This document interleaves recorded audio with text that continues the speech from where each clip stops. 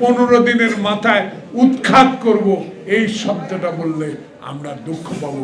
সংসদের ভিতরে যেই কথাটা বলেন সহযোগিতা করবেন অনুগ্রহ করে, বাইরেও এই কথাগুলো বলেন যে আমরা আপনাদেরকে সহযোগিতা করব, গঠনমূলক সমালোচনা করব।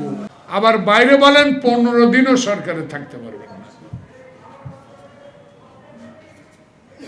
15 দিন থাকবো না 5 বছর থাকবো, নির্ভর করবে আমার কর্মের, আমার সরকারের কর্মের উপর। সেই সরকারের 2.5 মাসের কর্মেই প্রমাণিত হয়েছে ইনশাল্লাহ 5 বছর আরো ভালো কর্ম করে এই সরকার পরিচালনা করতে পারবে। তাই জোটের নেতারা, আমার ভাই, আমার সাথে মনে হয় প্রায় 100-র উপরে টক শো দেয়, 16 বছর আছে, 100-র উপরে। আমি গর্বিত ওনার বক্তব্য, ভালো বলেছেন উনি। আছে সতর্ক করা ভালো, সাবধান করা ভালো। অতীত সাবধান করে না শোনার কারণে আজকে সে পরবাসে। কিন্তু আমরা আপনাদের সকল সাহস আমরা চাই, সকল সহযোগিতা চাই। সরকার পরিচালনার ক্ষেত্রে আপনারা সমালোচনা অবশ্যই করবেন, যেটা গঠনমূলক আমরা যেন গ্রহণ করতে পারি। আমি একটা কথা বলেই আবার খালেদা জিয়ার কথায় ফেরত যেতে চাই।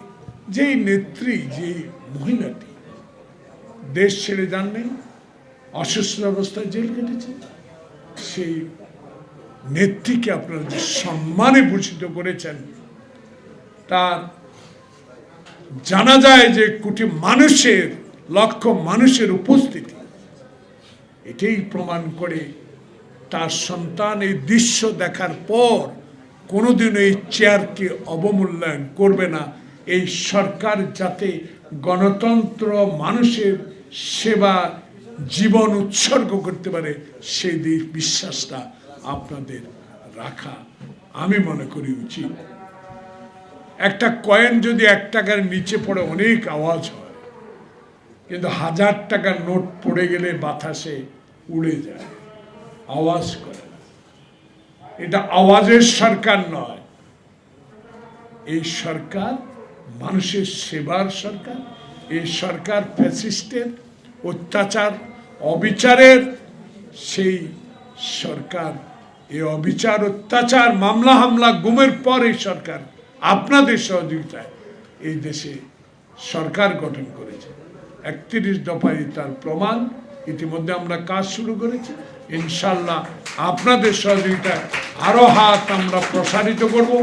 জনগণের গণতন্ত্র, সংবিধান, এই সংসদ মাথার উপর রাখবো।